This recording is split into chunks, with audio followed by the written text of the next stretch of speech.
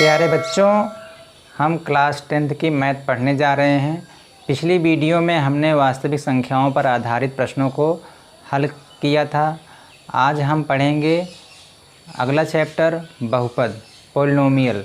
इसमें जो है हमें पढ़ना है कि किसी बहुपद के शून्यकों और गुणांकों में क्या संबंध होता है। मान लीजिए आपके पास एक बहुपद है ax² + bx + c। ये क्या है? बहुपद है। इसमें x क्या है? चर राशि है। a b c, a और b ये गुणांक हैं। x² का गुणांक a है और x का गुणांक b है। c क्या है? अचर राशि है। अब मान लीजिए इसके जो शून्यक हैं, इसके जीरोज हैं अल्फ़ा और बीटा हैं। क्या मान लेते हैं? अल्फ़ा और बीटा। तो इसको हम इसके इक्वल लिखते हैं के x माइनस अल्फ़ा और गुणे के रूप में x माइनस बीटा।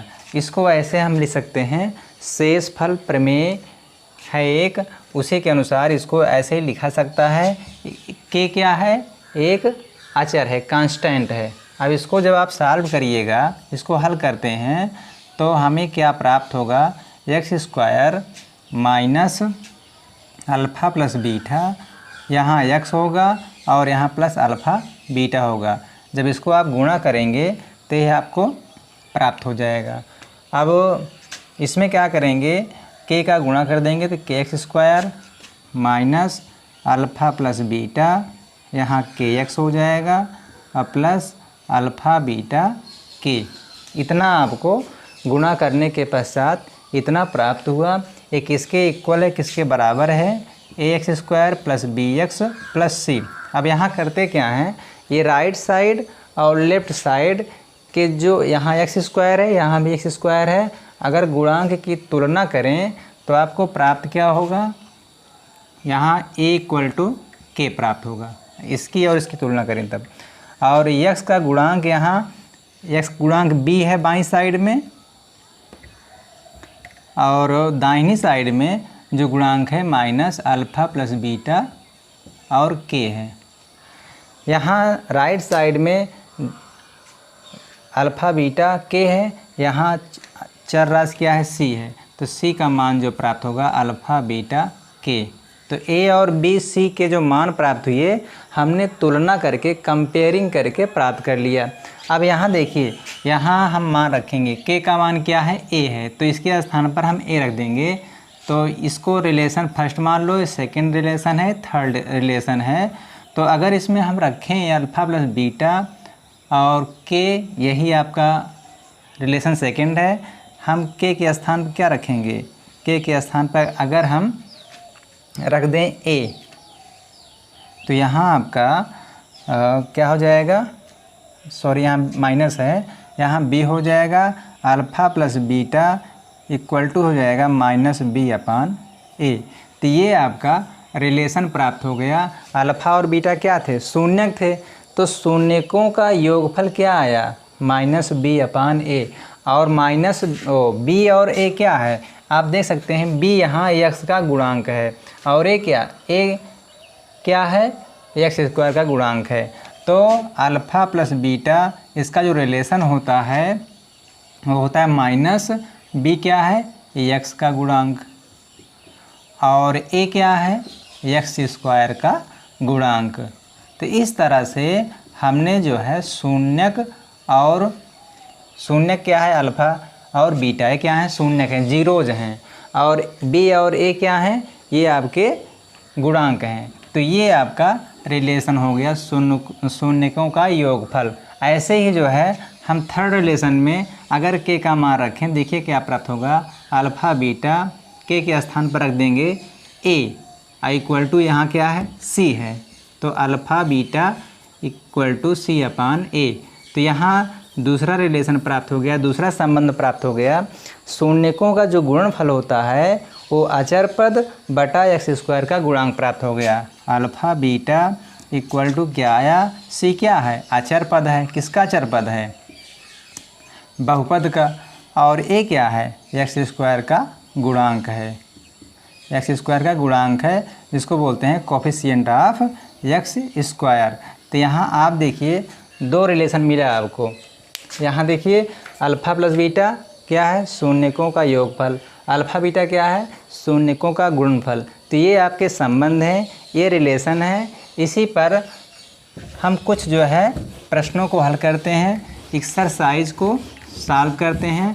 पहला क्वेश्चन है कि एक जो है आपका बहुपद दिया गया है x² - 2x और -8, ये आपका क्या है, बहुपद है।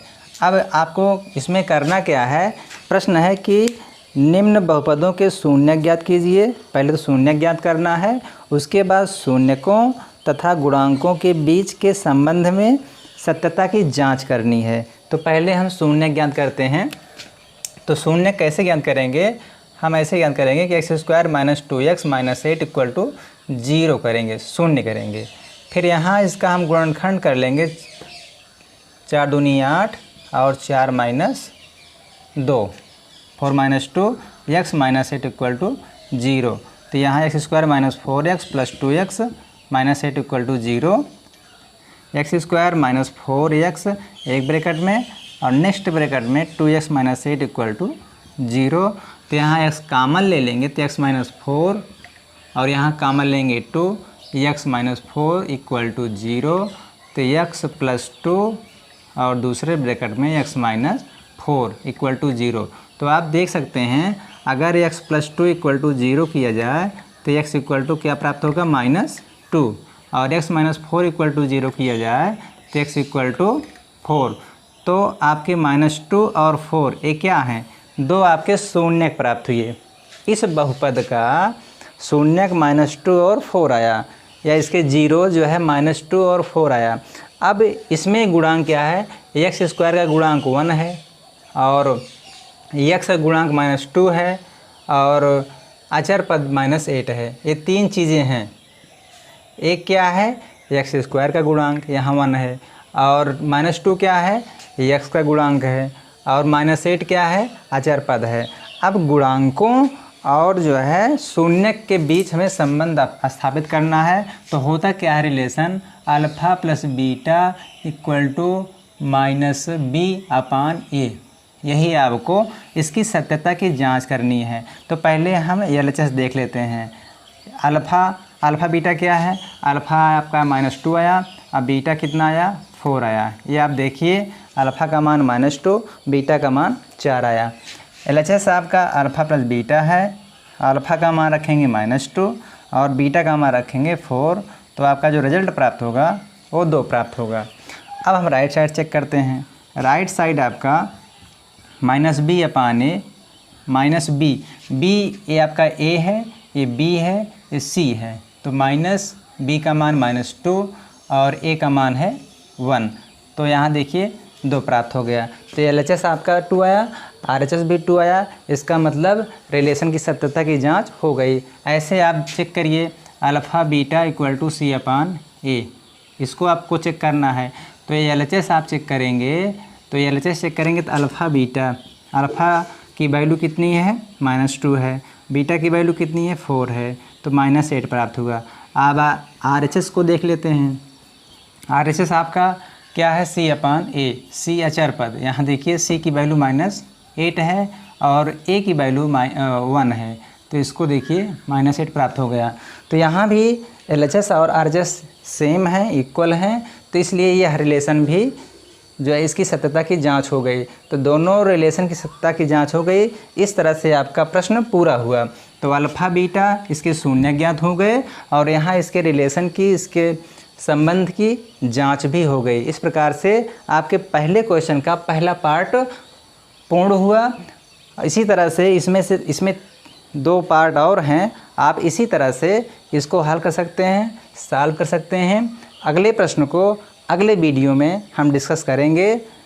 इतना इस वीडियो में इतना ही। आपको यह वीडियो अगर पसंद आया हो तो हमारे वीडियो को लाइक करें, चैनल को सब्सक्राइब करें। थैंक यू मेरे प्यारे बच्चों।